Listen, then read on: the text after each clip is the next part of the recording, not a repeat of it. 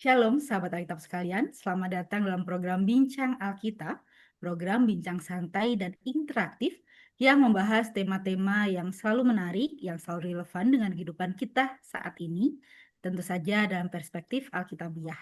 Dan sahabat Alkitab sekalian, pada hari ini kita akan membahas sebuah tema yang mungkin beberapa dari antara kita pernah membacanya ya, atau mungkin ada yang jarang-jarang gitu membacanya, yaitu kisah tentang hakim-hakim nih sahabat Alkitab sekalian, khususnya tentang Hakim Yefta ya. Jadi tema bincang Alkitab kita hari ini adalah anak dijadikan kurban bakaran. Nah, kita diajak kembali membaca tragedi dari Yefta. Dan pada hari ini narasumber yang akan membawakan materi adalah Bapak Hortensius Florimon Mandaru. Beliau adalah pembina penerjemahan dari Lembaga Alkitab Indonesia. Selamat siang atau sore Pak Tensi. Selamat sore Ibu Pelita Wice, selamat sore sahabat Alkitab sekalian, salam dari Manggarai, Rute Flores. Ya, Ah, berjauhan tapi dekat dalam satu layar ya Pak. betul, Terima betul. kasih untuk kesediaannya, Pak Tensi. Dan juga sahabat Alkitab sekalian, seperti biasa, untuk sekitar 1 jam ke depan, kita akan mendengarkan pemaparan materi dari Bapak Hortensius, dan juga nanti akan ada diskusi terkait tema kita pada hari ini. Dan sebelum kita lanjut pada pembahasan tentang materi, terlebih dahulu kita akan saksikan tayangan informasi berikut ini. LAI tengah mengembangkan ALIN, Alkitab Interaktif, sebuah AI berbasis Alkitab guna memperkaya pengalaman membaca, mempelajari, dan mendalami Alkitab dari sumber yang terpercaya. Download ALIN LAI di Play Store sekarang.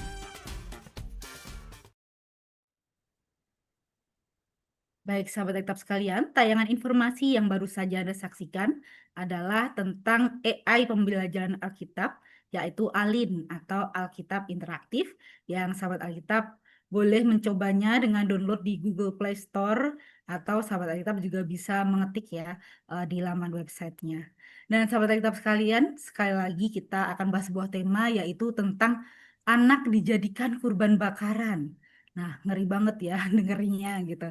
Nah, tentu sahabat Alkitab tentu akan mengingat ya satu nama lagi yang dengan kisah serupa gitu mungkin ya tapi dengan akhir yang berbeda gitu ya tentang anak yang dijadikan kurban. Tapi pada hari ini kita akan membacanya secara khusus tentang tragedi dari Yefta sendiri. Dan sahabat Alkitab sekalian, seperti yang kita sudah ketahui bersama ya bahwa selama kita membahas tentang Alkitab, baik di bincang Alkitab maupun seminar Alkitab, kita mengetahui setidaknya ya informasi bahwa Alkitab tidak pernah menyembunyikan sisi kelam ya dari sejarah umat manusia gitu kan. Di dalam kitab Hakim-Hakim pasal 11 khususnya yang akan kita bahas bersama, kita diperhadapkan pada salah satu narasi yang mungkin bisa jadi paling tragis dan juga memicu perdebatan sengit ya hingga saat ini mungkin ya dari para ahli, yaitu tentang kisah Yefta dan putri tunggalnya gitu kan. Ya, seperti kita ketahui, Yefta adalah seorang hakim yang juga terkenal akan kepahlawanannya. Dia memiliki latar belakang keluarga yang cukup menyedihkan gitu kan. Bahkan dikatakan dalam narasi Alkitab, dia diusir dari keluarganya, tapi akhirnya dia bangkit ya, karena dia memimpin pasukan militer gitulah ya di Gilead. Dan demi memenangkan pertempuran itu dalam narasi dikisahkan dia eh, bernazar kepada Tuhan bahwa nanti kalau ia menang, misalnya dia dan pasukannya menang ketika dia kembali ke rumah, apapun itu, siapapun itu yang pertama kali keluar dari pintu rumahnya, yang menyambutnya akan dipersembahkan sebagai kurban bakaran. Nah, tentu mungkin hingga hari ini, mungkin salah satunya juga kita masih beranggapan atau oh mungkin itu sesuatu itu belum tentu manusia gitu kan. Atau mungkin bisa jadi maksudnya hewan ternak gitu kan karena kondisi tipografi zaman Israel pada zaman itu gitu kan. Nah, tapi seperti kita ketahui, pada akhirnya ternyata yang keluar putri tunggalnya gitu ya, sahabat Alkitab sekalian ya. Dan bahkan sang putri ini yang akhirnya menjadi korban ya, dia bahkan sampai akhir tidak disebutkan juga namanya, tapi dia juga tampil sebagai sosok yang perlu kita beri perhatian khusus. Nah, jadi Pada hari ini, pembahasan ini kita akan diajak untuk melihat kembali bahwa Yefta bahkan yang tetap dinilai sebagai hakim yang sukses ini, bahkan teladan ketaatan ini, ternyata memiliki sisi lain yang mengundang banyak pertanyaan. Lalu bagaimana kita harus memahami si kisah tragis ini? Apakah kita harus menyalahkan Yefta gitu kan, atau kita harus bersikap netral-netral saja? Dan bagaimana suara si Putri Yefta ini sesungguhnya juga harus kita dengarkan. Nah, kita akan langsung saja mendengar ulasan materinya dari Bapak Hortensius. Silahkan, Pak. Ya, terima kasih Bu Pendeta Vince sudah mengantar kita semua ya ke cerita yang termasuk aneh ini. Tapi karena hanya sekali kasus ini tidak sering kita baca atau biasanya kita kalau dengar Yefta ya tentang nazarnya itu kita sudah mencap dia ini teladan dari seorang hakim atau seorang ayah yang ceroboh ya, yang tidak pikir panjang, yang keluarkan kata-kata, apalagi nazar itu kan kepada Tuhan, tapi tidak hati-hati. Jadi biasanya pesan standarnya itu mempersalahkan Yefta ya karena ceroboh berkata-kata atau ceroboh bernazar ya. Dengan itu mau digarisbawahi kesakralan rumusan nazar itu ya sampai korbankan orang juga nggak apa-apa. Jadi kita sering lupakan kekejamannya ya. Masa untuk penuhi kata-kata saleh seorang manusia ya putri tunggalnya sendiri harus dikorbankan itu harus kita pertanyakan ya. Maka dalam sejarah penafsiran teks ini memang dari dulu sudah diperdebatkan ini menyangkut tokoh ini ya. Umumnya kita nilai dia negatif, tapi jangan lupa dalam Alkitab sendiri dia dinilai positif ya. Di 1 Samuel dia disebut sebagai utusan Allah untuk membebaskan Israel. Lalu di Perjanjian Baru surat Ibrani ya, kita ingat waktu dia daftarkan tokoh-tokoh PL sebagai teladan iman, Yefta salah satunya. Jadi Alkitab sendiri menilai dia positif ya. Itu makanya agak benturan sedikit ya dalam Alkitab dia dinilai positif. Nanti dalam cerita juga narator tidak pernah salahkan tindakannya ya. Tapi dalam pembacaan kita sering menganggapnya sebagai figur yang negatif. Nah, itu yang biasanya kita sebut dengan apa ya? Suara-suara yang berbeda dalam teks. Kali lalu juga kita sudah lihat ya contoh tentang Kanaan ya. Jadi selalu ada segi-segi tertentu dari teks yang tiap kali ingin sisi ini yang harus kamu dengarkan. Mungkin sisi itu yang harus kita lihat lagi dalam cerita ini supaya jangan cepat-cepat ya, cepat-cepat menghakimi Yefta ya. Nah, kalau tadi sudah disinggung, dia ini dari awal cerita di pasal 11 ya, sudah ditampilkan secara positif ya. Yefta, seorang pahlawan yang disebut Gibor Hail ya, seorang pahlawan ya yang berani ya dalam teks ya, tapi langsung dikombinasikan tetapi ibunya seorang pelacur ya, Isha Zona. Kombinasinya menarik ya. Jadi satu pihak dia apa pahlawan atau pejuang perkasa tapi langsung diberi catatan ibunya seorang pelacur ya. Dengan kata lain apa? Ayahnya tidak tertib ya sehingga melahirkan dia. Nanti mulutnya tidak tertib ya sehingga dia mengorbankan putrinya. Jadi bermain di situ teks ya. Apalagi biasanya hakim-hakim itu kan dipilih oleh Tuhan atau Tuhan mengutus malaikatnya datang untuk uh, mengatakan engkau dipilih jadi pembebas Israel. Tapi menyangkut Yefta ini nggak ada itu. Jadi Tuhan enggak mengutus malaikat, Tuhan tidak pernah memilih dia. Yang memilih dia hanya tua-tua Gilead. Ya. Tua-tua Gilead datang berunding dengan dia karena tadi sudah dikatakan ya, dia kena statusnya sebagai anak seorang pelacur, maka dia tidak dapat warisan. Waktu anak-anak dari ayahnya dari ibu sah, ya, akhirnya mengusir dia keluar, ya dia harus lari.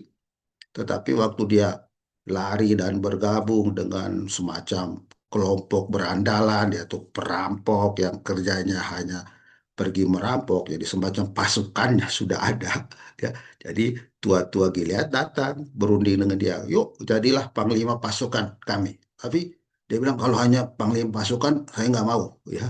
Akhirnya sedikit dinaikkan ya, kompensasinya, kuasanya ditambah. Tidak hanya panglima pasukan, tetapi engkau akan jadi kepala ya, Rosh, atas seluruh kami ya, seluruh Gilead. Baru dia mau ya, baru dia mau. Jadi dia memang dari awal sudah ingin kuasa, sudah ingin menumpuk kuasa, dan biasanya ada bahaya ya, dari dulu sampai sekarang ya, penumpukan kuasa tidak hanya korup ya, tetapi kill ya, ada pembunuhan ya. Ini ya yang terjadi dalam teks ini ya. Nah, dalam rangka dia memerangi Bani Amon, ya, karena dia sudah diangkat sebagai pemimpin, dia ingin memerangi Bani Amon, dia bersumpah sebelum berperang. Nah, itu kita fokus ke titik itu ya, mulai di pasal 11 ayat 30 ya. Saya bisa minta Ibu Pendeta mulai di Hakim-Hakim pasal 11 ayat yang ke-30 waktu dia ucapkan uh, nazar itu ya. Oh ya. Hakim-Hakim Tiga, 11 plus ayat ayat 30 sampai 30. 31 ya. Bernazarlah Yefta kepada Tuhan, jika engkau sungguh-sungguh menyerahkan Bani Amon ke dalam tanganku, maka apapun yang keluar dari pintu rumahku untuk menemui aku, ketika aku kembali dengan selamat dari Bani Amon, akan menjadi milik Tuhan, dan aku akan mempersembahkannya sebagai kurban bakaran. Ini dia ya, ini dia nazar yang terkenal itu. Jadi apapun yang keluar dari pintu rumahku untuk menemui aku, ketika aku kembali dengan selamat ya, dengan menang, akan menjadi milik Tuhan, dan aku akan mempersembahkan sebagai kurban bakaran ya. Tadi ini dalam rangka dia memperluas kuasa, sering memang bersama dengan itu ada kesewenangan dan kecerobohan ya, bombastis dalam ucapan ya. Kita sudah belajar ya, penguasa-penguasa kita juga sering bombastis dengan ucapan, dengan program dan lain sebagainya. Nah, kita fokus ke TB2 ya, apapun yang keluar dari pintu ya. Tentu ini bentuk partisip ya.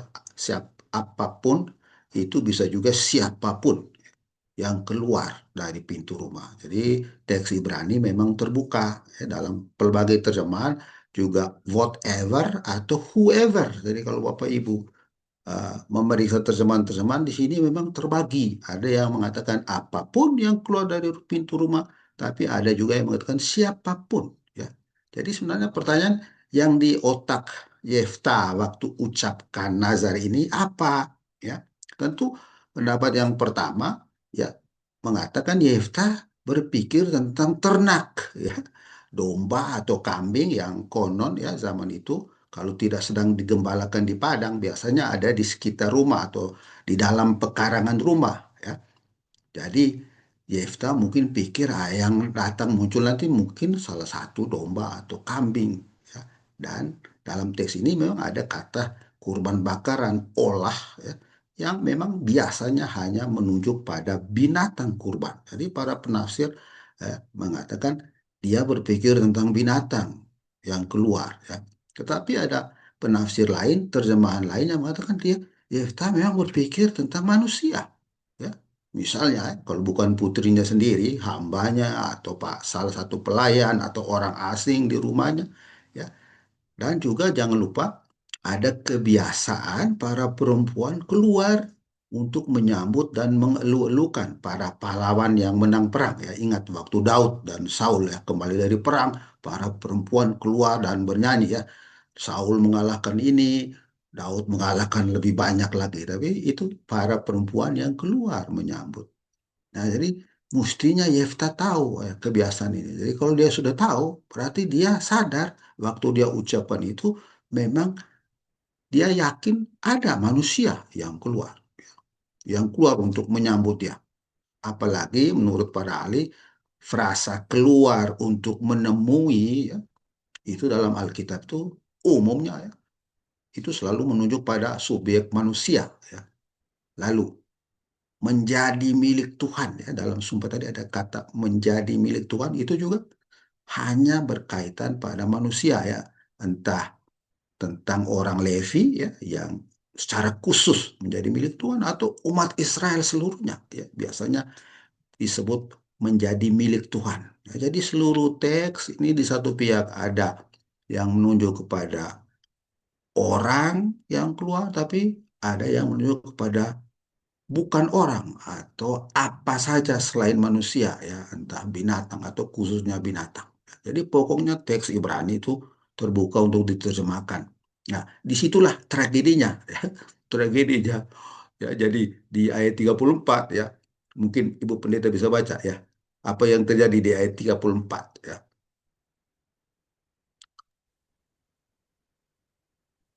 Ketika Yefta pulang ke rumahnya di Mispa, tampaklah anaknya perempuan keluar menyongsong dia dengan rebana dan tarian. Dialah anaknya yang tunggal, selain dia tidak ada lagi anaknya laki-laki atau perempuan. Ya, ini dia yang keluar ternyata bukan kambing, bukan domba, ya bukan salah seorang hambanya, tetapi putrinya sendiri ya, putrinya anak tunggal, tidak ada lagi anak laki-laki atau anak perempuan. Jadi di sini tragedinya ya, waktu kata-kata yang keluar dari mulut Yefta berjumpa dengan si putri dari yang keluar dari rumah. Jadi benturan kata-kata yang keluar dari mulut dengan seorang putri tunggal yang keluar dari rumah. Nah, ini disinilah terjadi apa tragedi dari cerita ini ya. Yefta tentu sebagai seorang ayah hatinya hancur lulu, tetapi dia terikat pada nazarnya yang konon tidak dapat dibatalkan ya. Lalu apa yang dikatakan di ayat 35 itu Bu Pendeta? Ayat 35.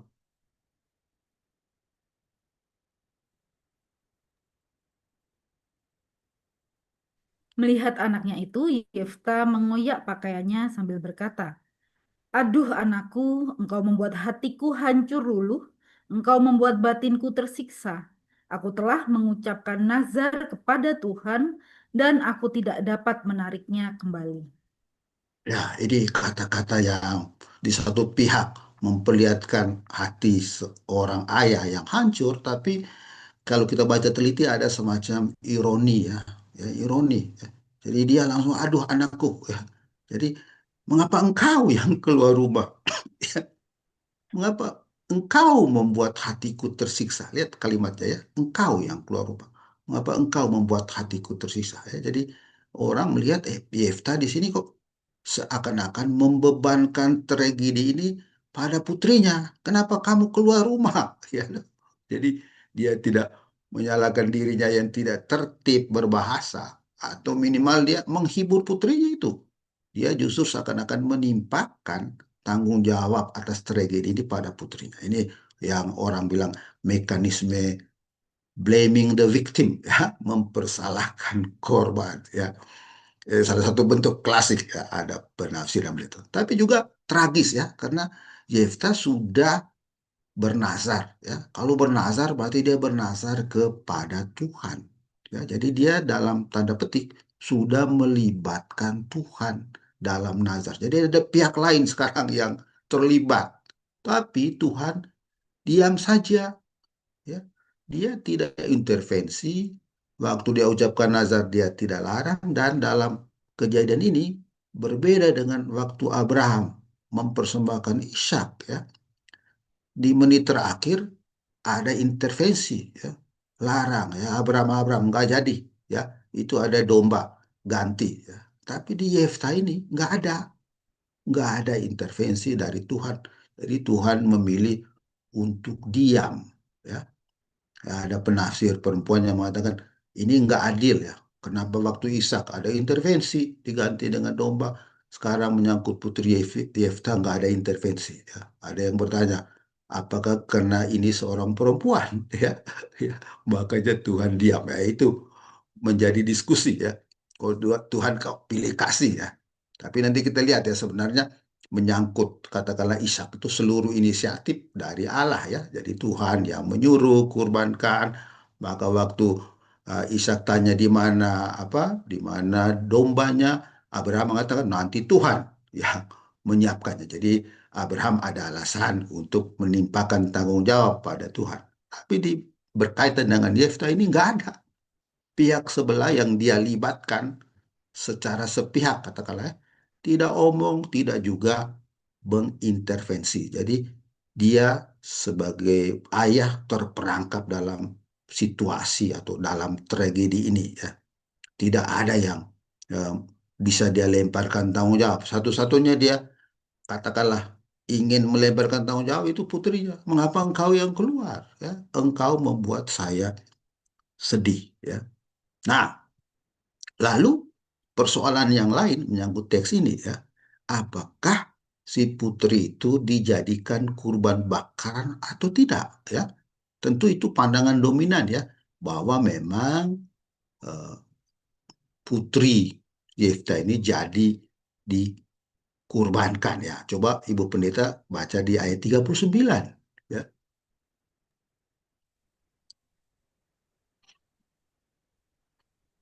Setelah 2 bulan berlalu, ia kembali ke ayahnya, lalu ayahnya itu melakukan kepadanya apa yang telah dinazarkannya. Gadis Ya, itu tidak pernah berhubungan dengan laki-laki, demikianlah telah menjadi adat di Israel.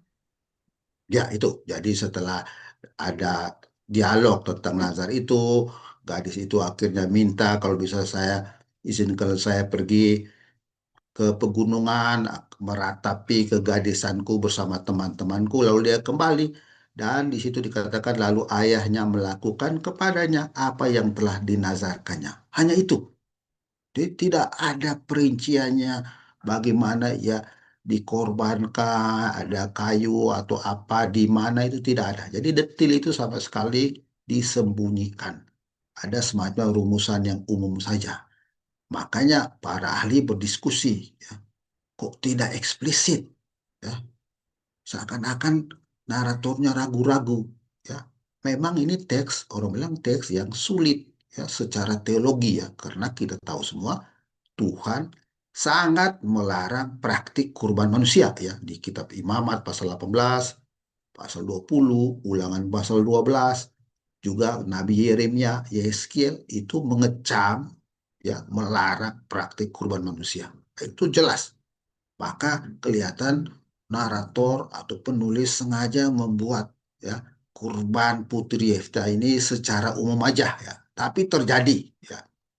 Ada juga eh, penafsir yang lihat ini sebagai teknik aja, ya, teknik narasi yang memang tidak semua detil diceritakan, ya. Kenapa? Karena narator ingin berfokus pada kecerobohan nazar Yefta aja, ya.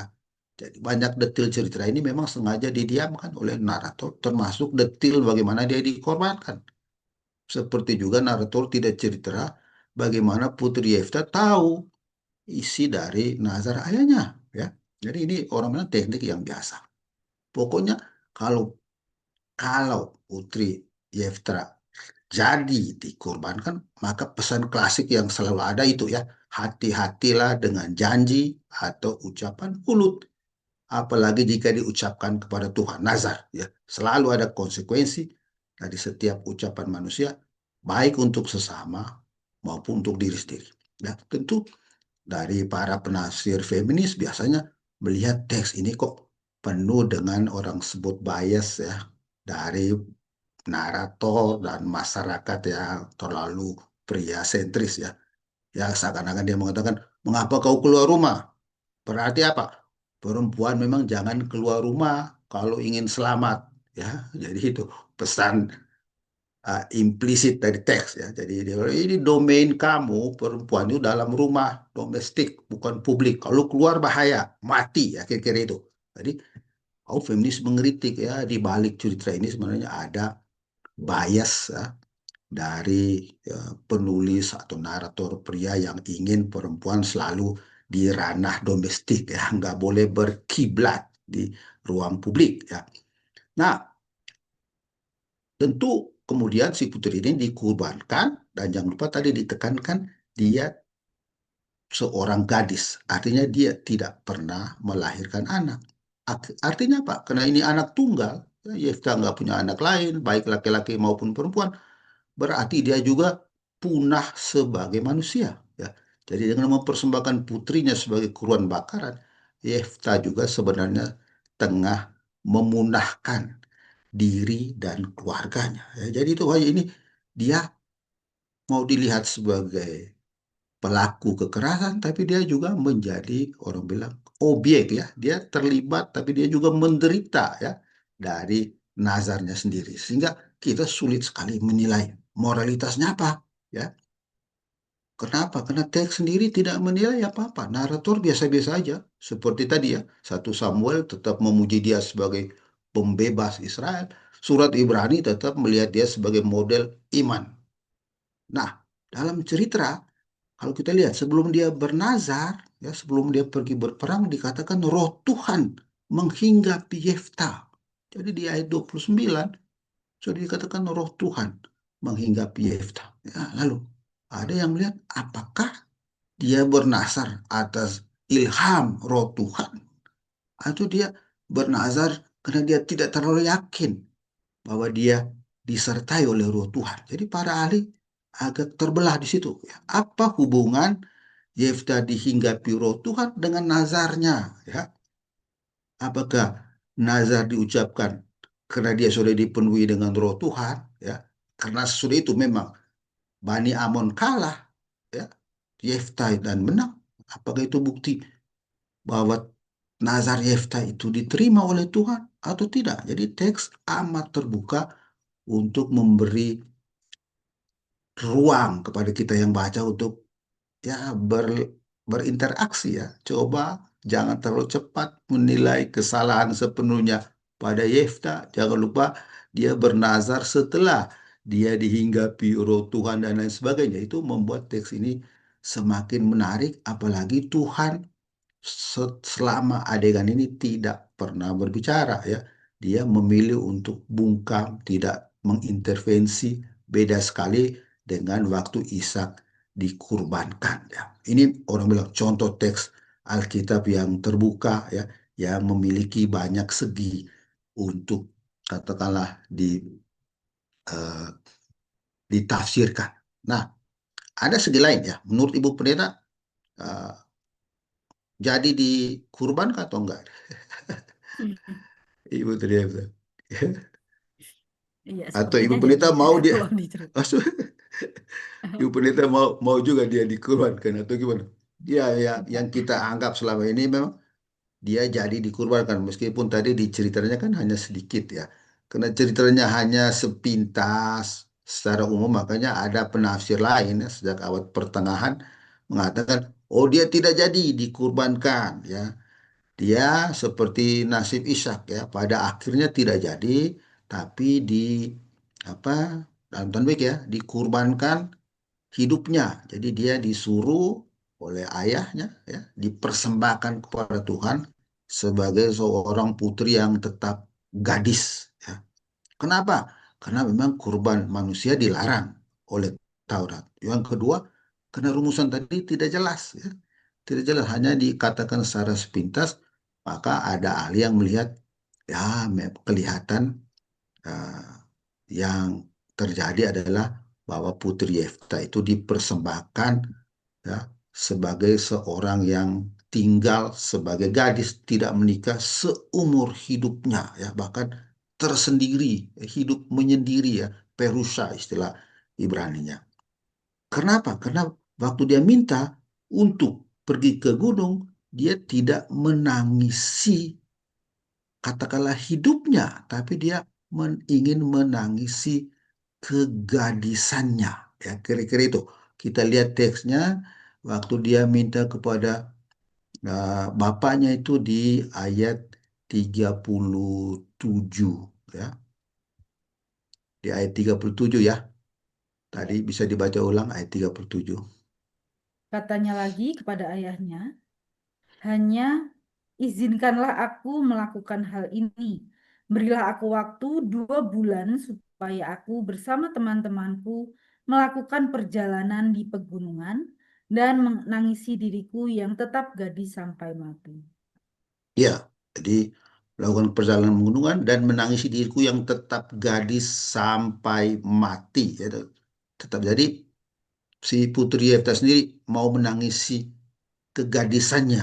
Lalu narator sendiri ya, setelah 2 bulan kembali, ya ayahnya melakukan kepadanya apa yang dinazarkannya. Lalu narator mengatakan gadis itu tidak berhubungan dengan laki-laki. Jadi eh, teks cukup menggarisbawahi ya, yang ditangis itu ya adalah kegadisannya, ya, bukan nyawanya. Ya. Makanya para penafsir melihat kelihatan memang dia dipersembahkan kepada Tuhan sebagai seorang gadis yang tetap hidup sendirian, sebagai hidup perawan. Ya. Dan ini memang tafsiran yang mau melihat ada paralel ya. Kalau binatang kurban kan utuh, suci, tak bercacat ya. Demikian juga gadis perawan tidak pernah dinodai oleh laki-laki dan lain sebagainya, ada kesejajaran. Tapi untuk konteks waktu itu dua-duanya sama ya. Entah dikurbankan, disembelih maupun diterus hidup sebagai gadis yang tidak kawin, dua-duanya adalah kondisi kematian untuk zaman itu ya. Untuk zaman itu seorang perempuan harus katakanlah menjadi ibu ya, dan menjadi istri ya. Jadi begitu dia disuruh untuk tidak ya, berfungsi seperti itu, sebenarnya itu juga menjadi sebuah kurban ya, sebuah pengorbanan meskipun bukan pengorbanan berdarah. Nah, problemnya mengapa kurban seperti ini entah disembelih maupun dijadikan tetap perawan harus dikenang ya. Mengapa harus kita mengenang kurban yang kejam seperti ini ya? Ada penafsir ya tentu. Para feminis mengatakan ini jelas sudut pandang dari para pria ya. Kenapa? Karena Putri Yefta ini benar-benar tunduk, submisif ya. Tan ya, dia sepakat korban, sepakat dengan pemangsa ya, orang bilang prey, sepakat dengan predator ya. Jadi ini yang disukai oleh masyarakat waktu itu ya. Ketaatan anak, ketaatan seorang putri kepada ayahnya ya. Ketaatan perempuan terhadap laki-laki. Ya, taatlah kepada otoritas ayah, tunduklah pada sistem dan relasi kekuasaan yang dikelola para pria. Nah, itu kritik dari kaum feminis terhadap teks ini. Jadi teks ini justru ingin ketaatan, ketundukan seperti inilah yang harus terus dikenang ya. Maka Putri Efta itu nggak ada namanya. Teman-temannya juga nggak ada namanya. Ya, sengaja sebab ia dikenang bukan sebagai pribadi yang otonom, melainkan sebagai seorang putri dari seorang ayah. Hanya itu. Ya. Maka kita ya perlu dengar suaranya. Ya. Orang bilang perlu dengar suara korban ya. Lagi tren sekarang dengar suara korban. Tadi di ayat 36 ya. Baik jika engkau telah mengucapkan nazar pada Tuhan, lakukanlah kepadaku sesuai dengan nazar yang kau ucapkan. Karena Tuhan telah mengadakan pembalasan bagimu terhadap Bani Amon musuh.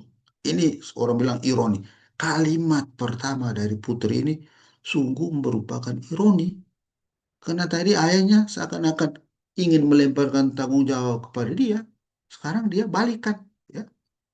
Dia balikan dengan tegas ya, kembalikan tanggung jawab itu pada ayahnya ya. Jika engkau telah mengucapkan nazar pada Tuhan, lakukanlah kepadaku sesuai dengan nazar yang kau ucapkan ya.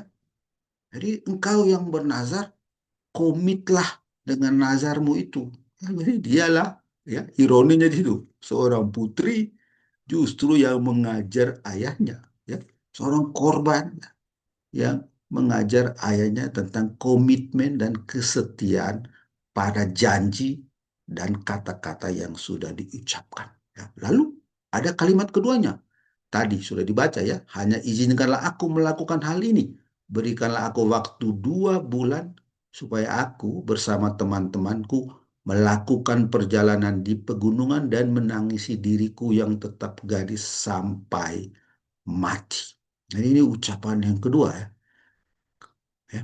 Orang ada yang melihat ya, konstruksi teks Yunani di ayat 36 sampai 37 itu mulai dari kata avi, ya, bapakku, dan berakhir dengan kata reyotai, jadi teman-temanku. Jadi ada bingkai ya.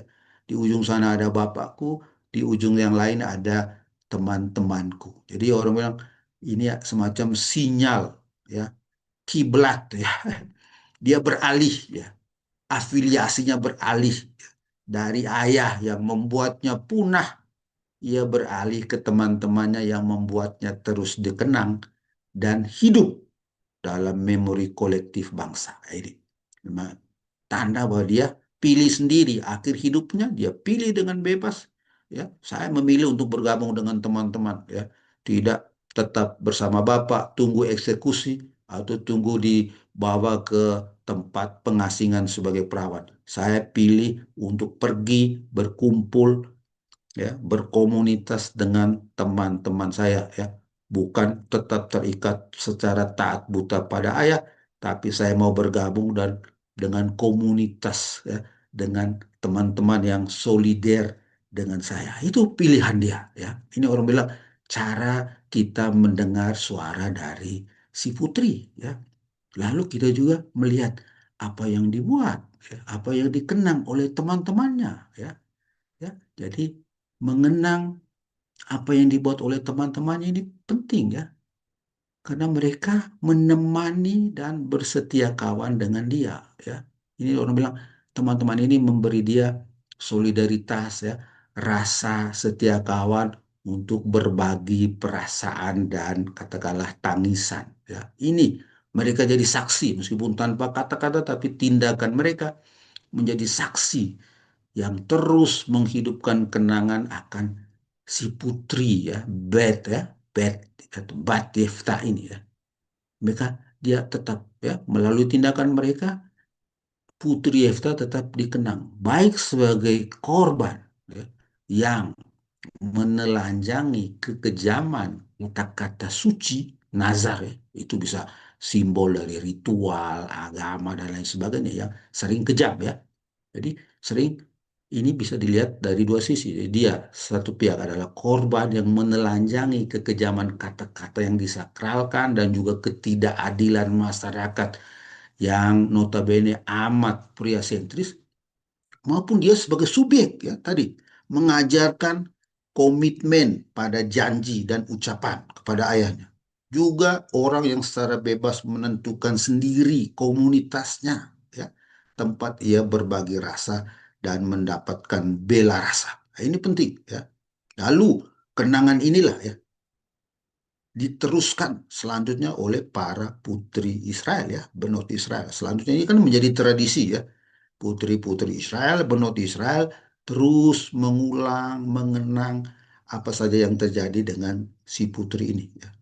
Jadi dia terus dikenang tindakannya, ya, kata-katanya, baik sebagai korban, ya, yang mengkritik, ya, tapi juga dia sebagai subjek yang mengajarkan komitmen pada janji dan ucapan, juga yang bebas menentukan komunitasnya sendiri, ya, tempat dia merasa at home. Ya. Ini yang kita pelajari ya dari cerita yang menarik ini ya. Pada akhirnya kita tidak hanya sibuk menuduh Yefta, tapi juga mendengar suara dari si putri ya, yang ya sering dilupakan ya. Mendengarkan suara korban itu penting ya menurut saya kalau kita membaca Alkitab. Itu satu dua pokok pikiran yang saya mau bagi atau saya mau bincangkan pada kesempatan ini. Itu Ibu Pendeta.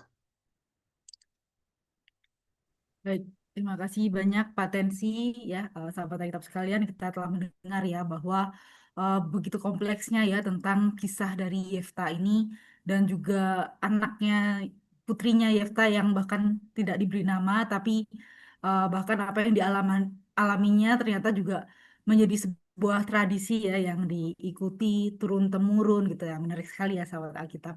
Dan sebelum kita masuk pada sesi diskusi, terlebih dahulu, mari kita saksikan terlebih dahulu tayangan informasi berikut ini.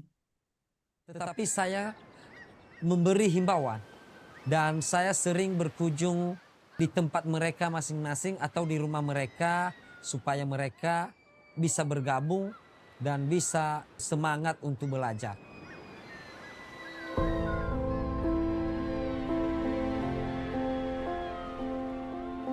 Di ujung selatan Pulau Nias, di antara gugusan pulau-pulau batu, harapan sedang dinyalakan melalui firman Tuhan. Sejak April 2025, Lembaga Alkitab Indonesia menjalankan program pembaca baru Alkitab bagi masyarakat di Nias Selatan. Sebanyak 1.115 warga belajar, kini dengan tekun belajar mengikuti program ini. Huruf demi huruf mereka pelajari, kata demi kata mereka mengerti. Dan dari setiap halaman yang dibaca, lahirlah harapan baru. Hingga kemampuan membaca nantinya akan menjadi terang yang menuntun hidup mereka dalam keluarga, dalam iman, dan dalam masa depan. Ketika ada pemilihan pengerja, banyak yang menolak karena memahami Alkitab secara khusus untuk membaca masih jauh. Tapi melalui pembekalan ini, mereka bisa mulai ada menunjukkan bagaimana kerinduan mereka untuk datang ke gereja. Program ini akan berlangsung hingga Mei 2026 dengan kebutuhan dana yang diperlukan sebanyak Rp422.835.000. Perjalanan masih panjang dan mereka membutuhkan dukungan kita. Mari menjadi bagian dari perubahan ini. Dukung saudara-saudara kita yang sedang belajar membaca Alkitab. Setiap doa dan dukungan Anda membawa mereka semakin dekat dengan firman Tuhan.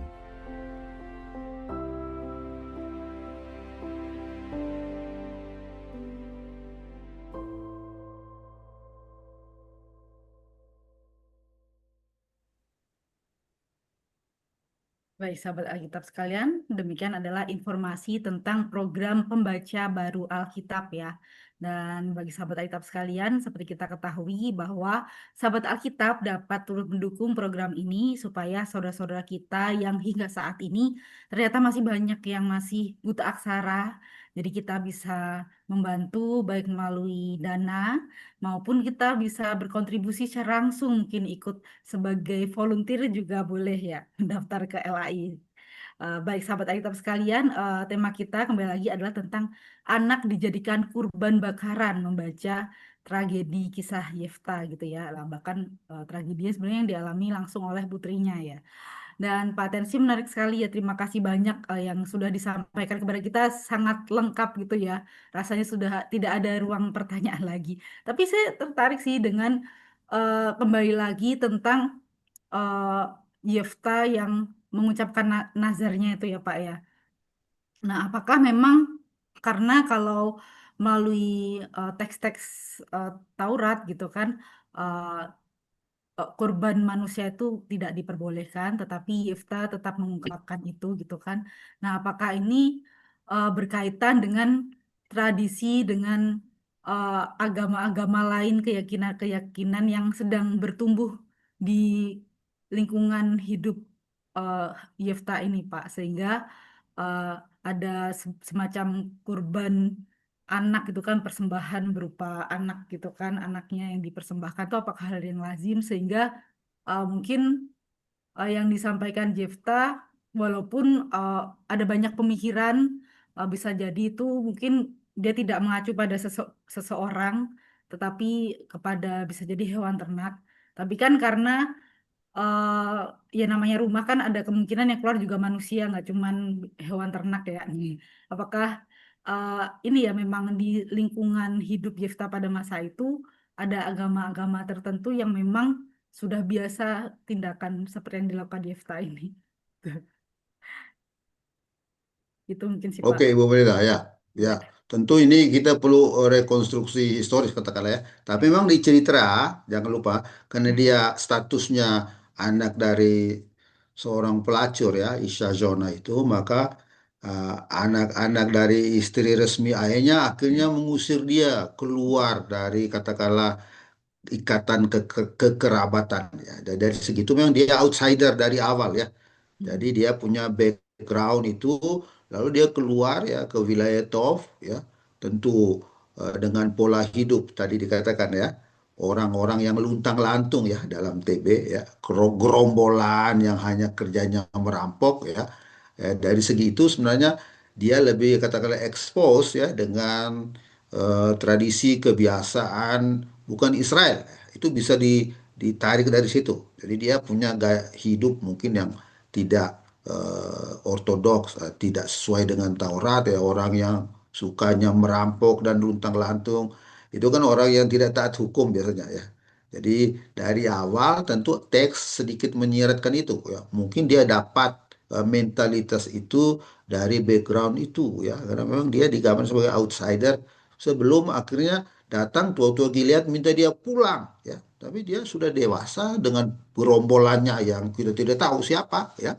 Ya, identitas mereka bisa juga orang-orang lingkungan sekitar yang terbiasa ya mengorbankan anak ya. Boleh boleh juga itu ya sebagai background bahwa dia memang mengucapkannya seakan-akan biasa aja ya. Artinya dia tidak tahu Taurat itu ya. Dia sebagai orang yang lagi ingin berkuasa ya dan ingin menumpuk kuasa, dia mengucapkan kata-kata yang kurang bijak ya. Nah, bisa ke arah itu, menurut saya penafsirannya. Itu kalau memang jadi dia dikurbankan ya. Tapi memang narator dalam tanda petik ya sedikit membuatnya tidak jelas bagaimana akhirnya itu dieksekusi ya. Karena hanya satu kalimat ya, ayahnya melakukan seperti yang dinazarkannya, hanya itu ya.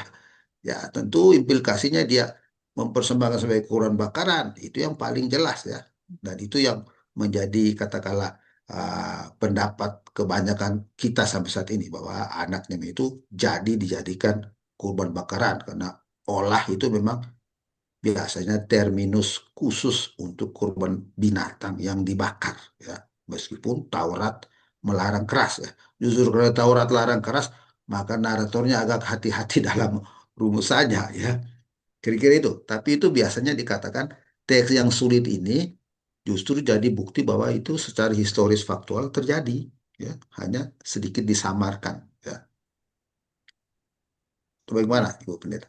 iya, iya sih Pak. Karena terpikirkan selain ya bisa jadi memang karena ya mungkin dia eh, tumbuh besar di lingkungan yang kurang mendukung ya sehingga mungkin dia menyebabkan ceroboh itu tadi ya. Jadi kadang kan terpikir apa karena di sekitarnya emang ada juga praktik-praktik serupa gitu. Jadi tadi penasaran itu. Lalu juga kan kalau di sini kan tadi juga Pak Tensi telah menjelaskan ya betapa eh, respon dari Yefta dan dari putrinya itu seolah diperhadapkan Putri Yefta tadi bahkan lebih bijaksana ya dalam merespon kegalauan bapaknya ya yang bapaknya tadi yang malah seolah-olah melimpahkan tanggung jawab ke putrinya kayak ih kenapa sih kami datang gitu seolah-olah yang salah putrinya karena dia yang keluar duluan gitu kan. Tapi justru respon putrinya diperlihatkan sangat bijaksana gitu kan kata-kata yang digunakan. Nah, tapi eh, hingga akhir tidak disebut ya nama dari Putri Yefta ini. Padahal kan di teks-teks perjanjian lama yang lain juga ada juga tuh nama-nama perempuan yang juga disebutkan namanya, bahkan juga korban-korban yang bahkan disebutkan namanya gitu kan, bahkan korban tragedi yang lain gitu. Nah, apakah ada makna khusus di balik anonimitas ini Pak dari sang putri? Padahal setelah itu dia juga bahkan dikenang ya karena tindakan dari sahabat-sahabat si putri ini, lalu di masa-masa berikutnya para perempuan turut mengenang apa yang dialami oleh Putri Yefta ini. Nah, tapi si putri sendiri tidak disebutkan namanya seperti itu. Apakah ada hal tertentu gitu kan yang ingin disampaikan melalui narasi teks ini? Iya, oke, ini menarik sekali ya. Tentu yang standar ya, orang katakan ya ini karena mereka hanya fokus ke seorang hakim, seorang penguasa laki-laki yang biasanya punya nama, sedangkan seluruh tokoh perempuan di cerita ini tidak diberi nama ya, baik ibunya, ya, apalagi status eh, pelacur, lalu eh, katakanlah ya ibu dari Yefta, lalu gadis itu hanya disebut Bat, ya, Yefta hanya itu, jadi tidak dikatakan siapa dia. Ini bisa mencerminkan tadi yang kita sebut ya, ini cerita bias pria narator juga dari masyarakat pria, dari dia memang di sini dilihat hanya sebagai korban, sebagai uh, simbol submisif ya, simbol ketundukan ya kepada masyarakat laki-laki ya, di mana seluruh tata kekuasaan itu diatur oleh kaum pria. Maka seluruh pelaku wanita dalam cerita ini, baik Putri Yefta maupun teman-temannya, nggak ada namanya. Ya, kira-kira itu. Jadi dari satu pihak itu. Tapi ada kekuatan dari anonimitas ya. Dengan tidak diberi nama, itu lebih mudah menjadi simbol dari semua, katakanlah, kurban selanjutnya ya. Jadi orang bilang semua kurban atau orang yang dijadikan korban dalam sejarah ya bisa memberi nama ya atau mengidentifikasikan diri dengan tokoh ini ya. Itu juga penting dari ketidaknamaan ya. Semua orang bisa melihat dirinya di tokoh tak bernama seperti itu ya. Sehingga melihat dia satu pihak sebagai kurban, tapi korban yang sekaligus mempertanyakan sistem masyarakatnya, korban yang sekaligus mengeritik katakanlah ritual yang kejam, yang tidak adil ya. Nazar itu bisa tidak adil ya, bukan lalu membunuh ya. Juga lihat dia sebagai representasi subjek ya. Korban itu bisa menjadi subjek yang tetap bisa menentukan dirinya sendiri ya. Saya menentukan diri untuk tidak terikat kepada ayah, saya mau bergabung dengan teman-temanku. Nah, itu kan kuat ya, pesannya ya. Butuh budaya waktu itu kuat sekali ya. Ya udah, saya nggak mau dengan ayah, saya pergi kepada teman-teman. Jadi dia semacam beralih ya. Saya tidak mau lagi berkoalisi dengan masyarakat yang terlalu ya tekan ketundukan ya, buta sampai mau mati ya. Saya lebih suka bergabung dengan komunitas di mana kami saling menghibur, saling mendengar, saling berbagi. Ya, itu saya rasa pesan yang kuat ya. Juga kalau tokoh utama tidak diberi nama. Ya. Setiap orang dalam sejarah, dalam pembacaan bisa mengidentikan dirinya dengan tokoh tak bernama itu. Ya, bisa dilihat itulah menurut saya dari segi pembacaan. Itu pendapat saya, atau mungkin Ibu Pendeta ada masukan lain, silakan. Ya, terima kasih Pak Tensi.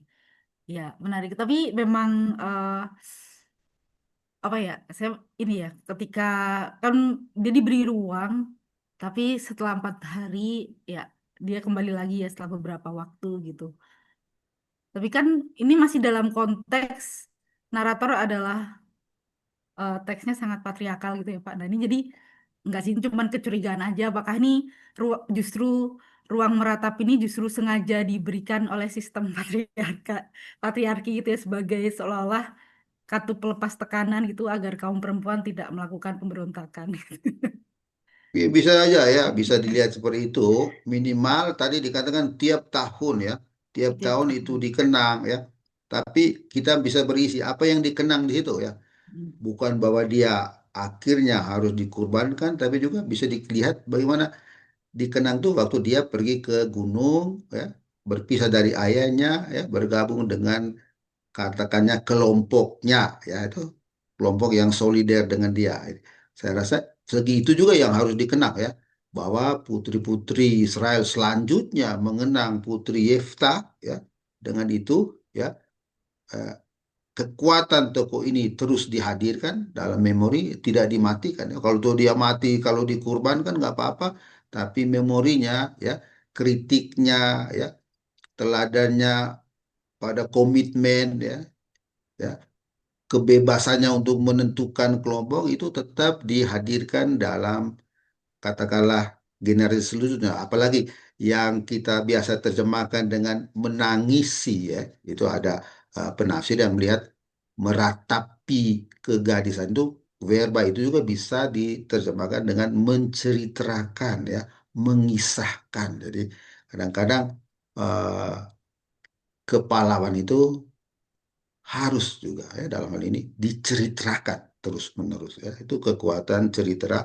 ya, sehingga memori kolektif tetap terbangun terhadap tokoh yang sering dianggap hanya korban ya. Kita fokus pada menilai Yefta ya, pada lupa bahwa suara si putri ini juga kuat ya.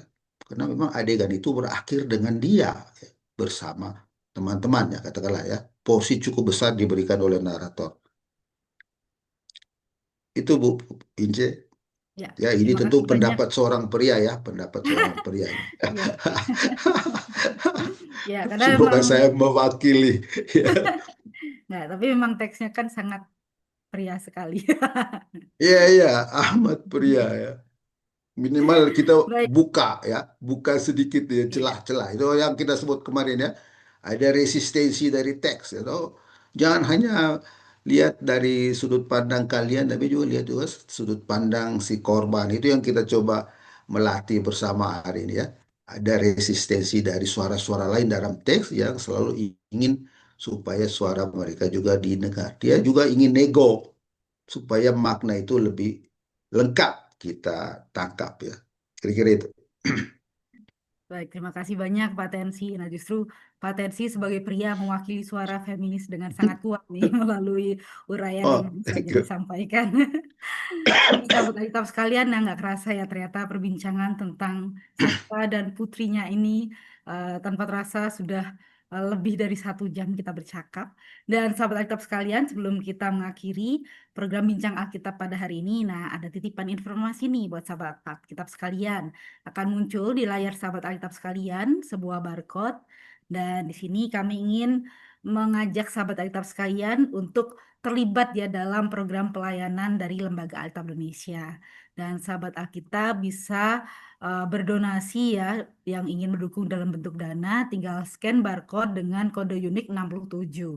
Dan di situ apa saja program dari layanan Lembaga Alkitab Indonesia, seperti tadi kita sudah menyaksikan tentang AI pembelajaran Alkitab, ada juga pembaca baru Alkitab, program Satu Dalam Kasih, dan masih banyak lagi. Nah, sahabat Alkitab, kalau ingin tahu dulu cari informasinya bisa kunjungi website Lembaga Alkitab Indonesia atau melalui media sosial dari Lembaga Alkitab Indonesia.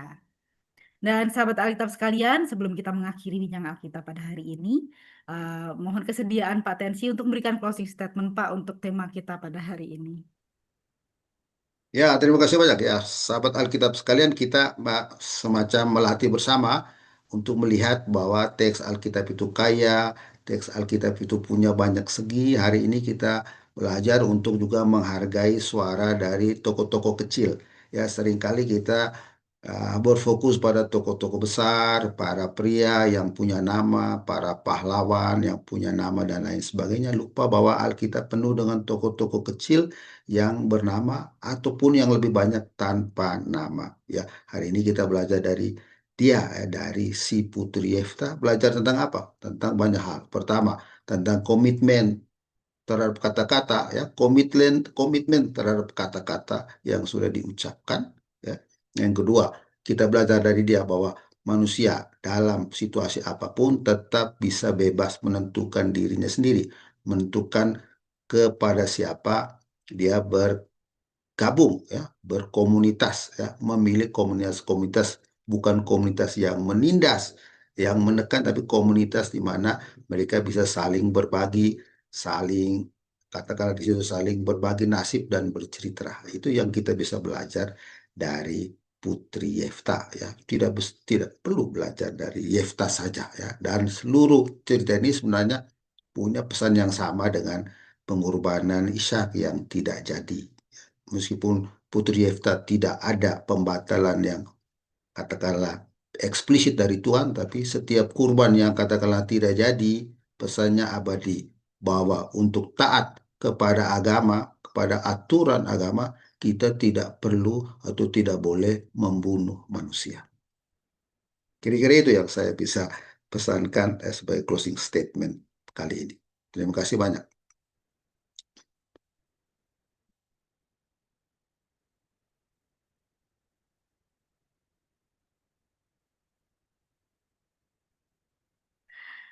Baik, terima kasih banyak Pak Tensi dan juga sahabat Alkitab sekalian yang mengikuti Bincang Alkitab pada hari ini. Bagi yang mungkin baru saja mengikuti program dari Bincang Alkitab ini, sahabat Alkitab boleh loh lihat-lihat ya di kanal YouTube Lembaga Alkitab Indonesia tentang tema-tema yang menarik lainnya yang sudah pernah tayang. Dan jangan lupa subscribe channel YouTube Lembaga Alkitab Indonesia. Sahabat Alkitab juga boleh loh membagikan ke rekan atau keluarga terdekat supaya kita bisa belajar bersama.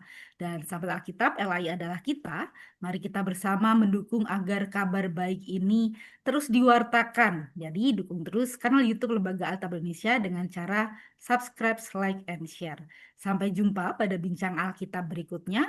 Salam Alkitab untuk kita semua. Tuhan Yesus memberkati.